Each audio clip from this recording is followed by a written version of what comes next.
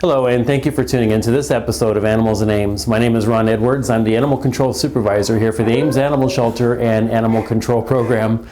Our first guest with us today is Max. Max is a beautiful 3-year-old Staffordshire Terrier.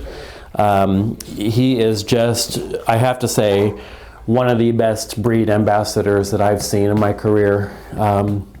He is just the biggest love in the world.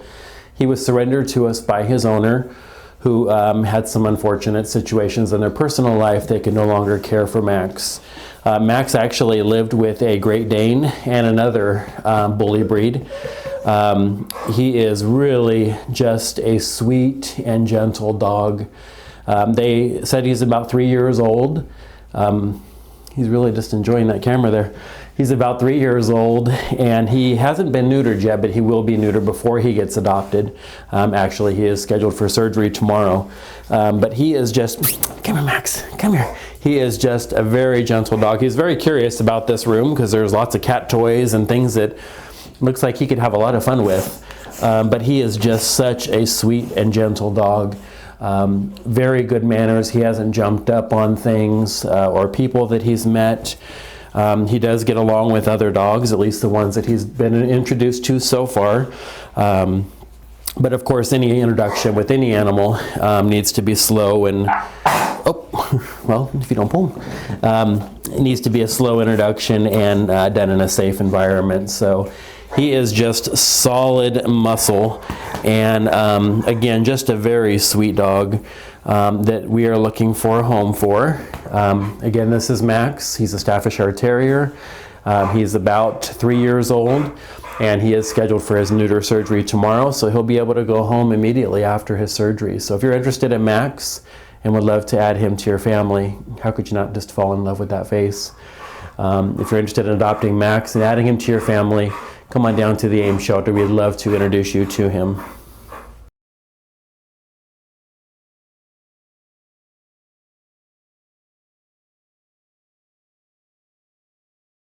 And our next guest today is Romeo.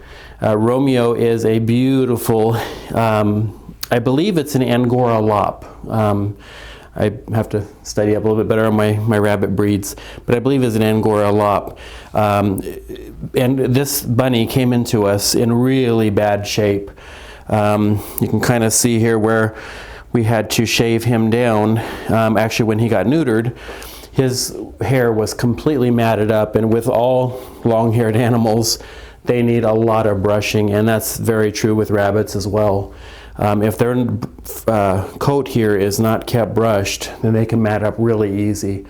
And especially with bunnies, it's easy for them to get skin infections if they're not kept brushed and well maintained. So he came into us as a stray. We had no owner information. He was just kind of running around. And so we got him cleaned up, we got him neutered, and now Romeo is available for adoption. I always talk about rabbit.org. Anytime we have rabbits up for adoption at the Ames shelter, it is a tremendous website for people to get all the information they need to know about having a pet bunny in your home. Bunnies are not animals that live outside in hutches. They are animals that need to be indoors with the family.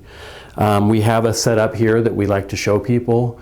That's the appropriate environment for them to be in, that gives them plenty of space to run around within your home so they're still contained, because there's lots of things you need to do to bunny-proof your house. They like to chew on wires, so having them chew on your lamp cord is not a safe thing for the bunnies, so we want to make sure that doesn't happen. So there's lots of information. Again, if you want to do some research before you come down and meet Romeo, rabbit.org, it's an easy website to remember, is the best place to get that information. Is the House Rabbit Society's website. And again, a lot of information for adopters, especially if you've never had a bunny before. I'll say that they're not a pet for everybody. They really do have special needs.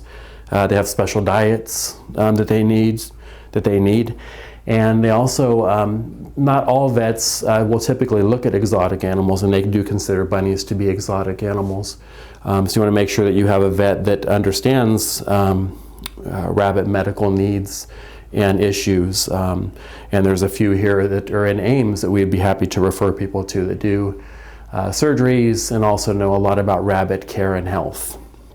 So if you're interested in meeting Romeo, do some research at rabbit.org and then come on down to the shelter. We would love to introduce you to him and talk about the special needs that all bunnies have, and it's so important to their survival and well-being. So come on down to the shelter and meet Romeo.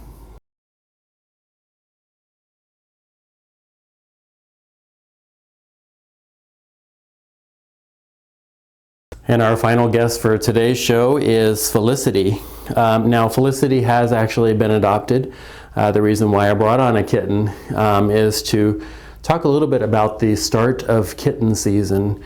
Felicity is just one of the many kittens that will come in this year, probably close to over 100, based on our statistical data that is on our website. But Felicity is fortunate enough to have a home, and she's actually going to be going home with one of her siblings, so we were able to adopt two of them out together, so they'll be able to keep each other company. She's a little squirmy here in this room. She's been in this room to play, so she's kind of wondering why I'm holding her and not letting her go play with the toys that are on the floor. She is a gorgeous kitten. She's kind of a medium-haired kitten, we would call her. Beautiful black and white patterns there.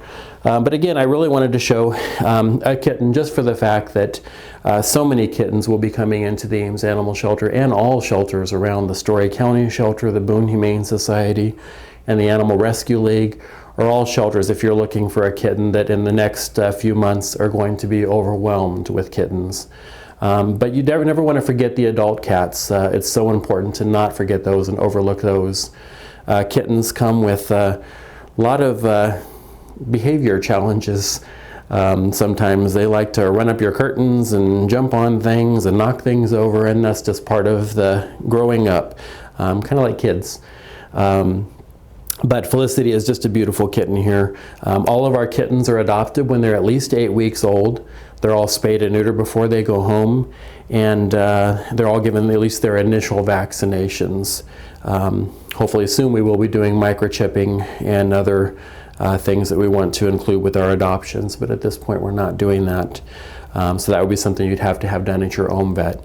So again, Felicity has been adopted, so this one is not available, but we're going to have lots more coming your way here at the shelter. So if you're interested in kittens, you can go online to see which animals are available for adoption, and our website, which is amesanimalshelter.org.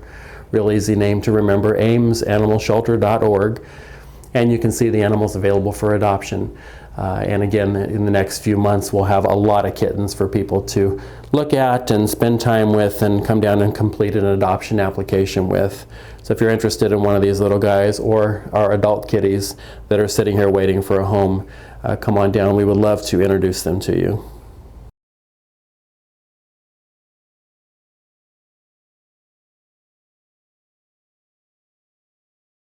So that was the animals for today. You had one dog, one cat, and one rabbit. That's typically the three species that we have here at the shelter the most. So that's just a sampling of what we have available for adoption. Again, check out our website at amesanimalshelter.org, and you can always see the animals available for adoption.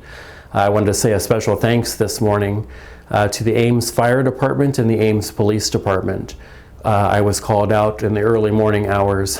There was a terrible fire here in Ames, the apartment complex, and they were able to rescue a cat that belonged in one of the units. And when I arrived on the scene, one of the Ames police officers was using the fire truck and giving the cat oxygen. Really happy to report that the cat's going to be fine. It did have some smoke inhalation. It also had burnt the bottom of the pads of the feet, but those are going to be injuries that are going to be dealt with and cared for. So again, thanks to the Ames Police Department and the Ames Fire Department for the work that they do to keep our community safe. We're glad to partner with them and help save animals here in our community. Thank you for watching this show.